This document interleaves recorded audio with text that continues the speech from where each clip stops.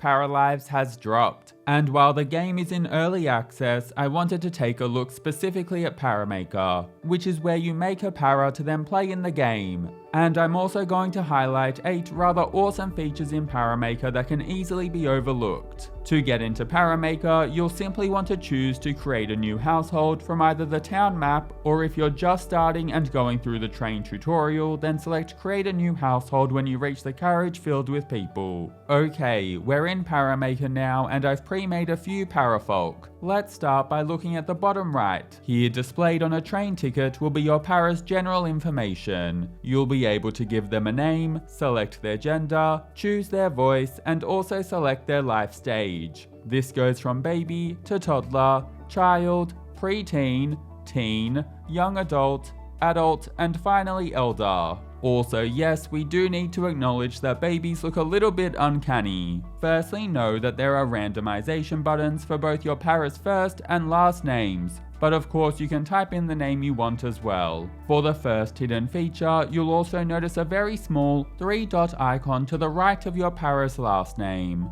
You can click on this and assign your para a nickname, a middle name, or even rephrase their name to put their last name first. Additionally, within the gender section, you'll see another 3 dots button. This can be used to customize your para's pronouns, whether or not they can get pregnant, get others pregnant, or neither, and whether they can or can't breastfeed. Rather interestingly, you'll also be able to customize how jealous your para gets when they're in a relationship too. Now you can add a para to your household using the plus icon at the bottom left, and you might have noticed a genetics option which we'll look at later. You can have up to 8 paras in a household, and should you want to delete a para, then you can hover over their picture icon and click the red X at the top right part of it before confirming that you want to delete them. Clicking on para icons is also how you move between editing different household members. Just before we go further, know that at the top of the screen there are undo and redo buttons, which are generally helpful when customizing your para. Now let's look at body customization. Firstly, know that there's a dice button in the top right toolbar, and this can be used to randomize your para should you wish to. Then when it comes to customization, I would firstly suggest going into clothing, which is the middle tab at the top left. Then hover over the sub-menu icons and click the red X that appears on either the top and pants or the full body outfit icons.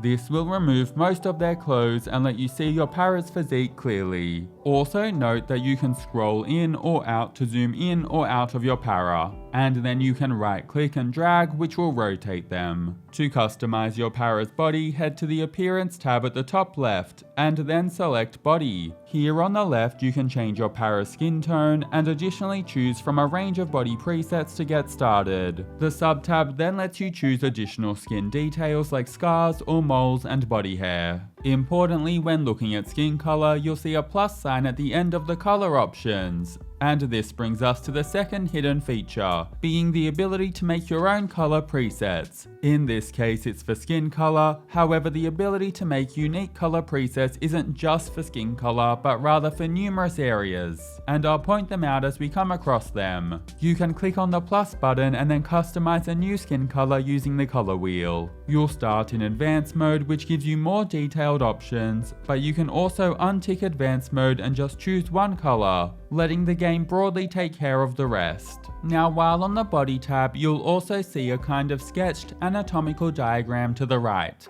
Most importantly, the topmost button here lets you adjust your para's height. And oh my gosh, being able to change a person's height just feels so incredible. Then the 2 buttons to the left of the sketch help you adjust your para's all-around muscle definition as well as their all-around body fat. If we look at the most right button, which kind of has circular arrows, it brings us to the third hidden feature. This button lets you alter a para's posture, which I wasn't expecting and which I thought was pretty cool. As for the rest of the buttons, they'll let you tweak your para's body at a more granular level. For example, you can use the button on the lower leg to adjust your para's calf size. Next, we'll move on to face customization, which is just below body customization. Here, once again, you can change your para's skin color, and there's also a range of facial presets, with the sub-panel offering more presets for specific areas of your para's face. To the right, you'll see more sketch diagrams of a face with lots of customization options here too. The two to the top left of the face diagrams are arguably the most important, as they'll let you change your para's head size and position, while the others target specific areas. For example, you can select the arrow on the ear part of the sketch to then resize your para's ears. The eyes subpanel is located here too, and this is where you'll be able to change their eye color. Also, yes, there's another hidden feature here.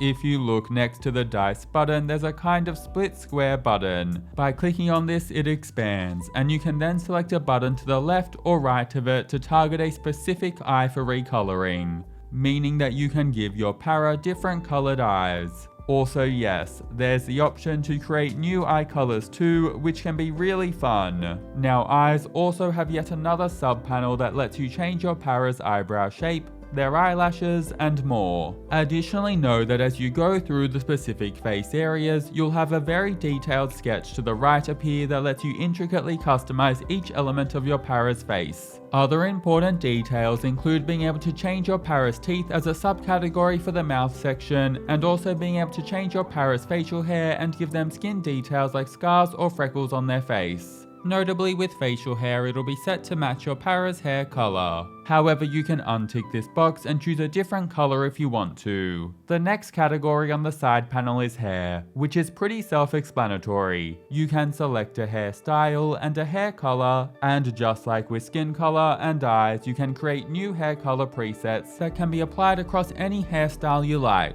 Also, side note, there's also another facial hair sub-panel here too. Note that hairstyles are categorized as being gender neutral, so you'll see more traditionally male and female hairstyles regardless of your para's gender.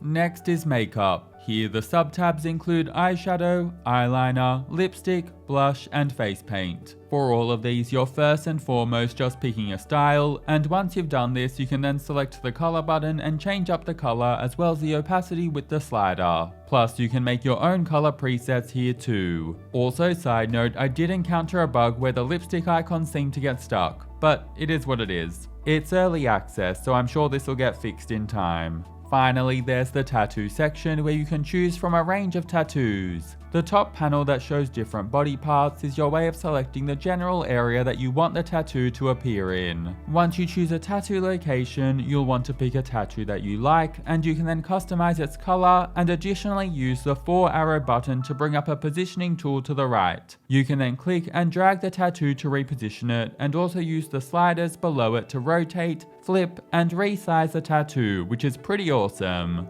Now let's look at the 5th hidden feature that's carried across to clothing as well. If a tattoo, or clothing for that matter, has a 3-dot button, then it'll also have a variant that you might want to check out. Some of them are pretty cool. Now let's move on to clothing, which you can access from the middle tab at the top left. I feel like clothing is pretty self-explanatory. You simply go through the sub-tabs to choose different categories and dress your sim how you like, but there are a few important things to know. Firstly, the top sub-panel is where you'll access head and face accessories like glasses and facial piercings, while the bottom sub-panel is where you can access body accessories like jewelry, nails, and even your para's underwear. Also know that all clothing in Paralives is non-binary, so you can choose any outfit for any para. I do think this is great, but I'd also like it if there were tags to filter between showing traditionally more male or traditionally more female clothes, just to make scrolling through outfits to find something to wear a little easier, particularly when clothing men.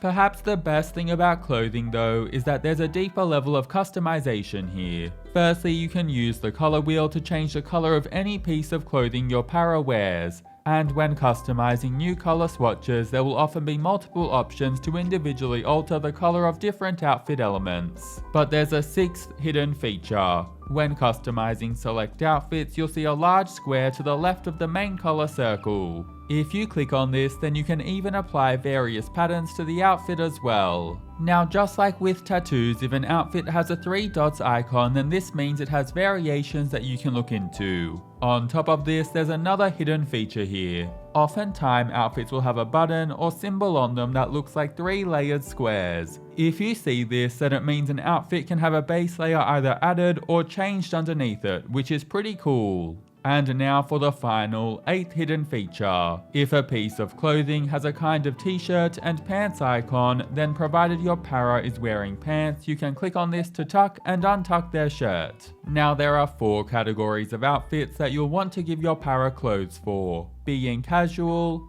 formal, workout, and PJs. You can click the small 3 dots icon to see all of their outfits in each category. They'll start with 1 outfit in each category, but you can simply click the plus icon to add another outfit to a category. And from what I can tell, there isn't really a limit to how many outfits you can add, which is super awesome. Let's move on to looking at a para's personality now, which can be edited from the rightmost tab at the top left. Here you'll have 7 points to pop into 4 categories, being physique, mind, creativity, and charisma. Distribute them however you like, but note that having 0 points in a category will lead to negative outcomes relating to it. You'll also want to give your para a vibe, a social perk, and a talent. A vibe is like a general mood trait, a social perk is kind of like a social skill that your para will have, and then a talent is a more general skill, although you can also pick to have your para be good at nothing. Love that for them.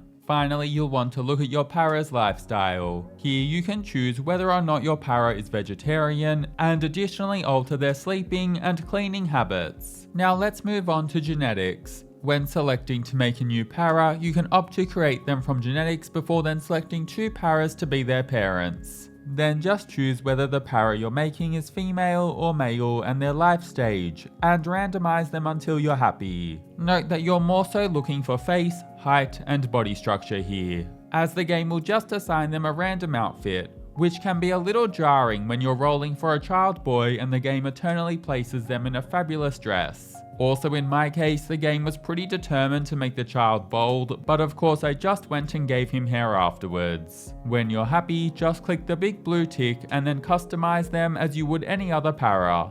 Okay, so all your paras are made. Now let's look at household structure. Once you've made your paras, you can go to the family tree looking icon in the top toolbar and use it to edit your paras' relationships. Honestly, this felt very clunky, but you can basically click on other Sims in the household and then click the 3 dots icon before selecting a relationship between the paras. It's a bit rough, and the only way to go back is to move your mouse to the side and right click.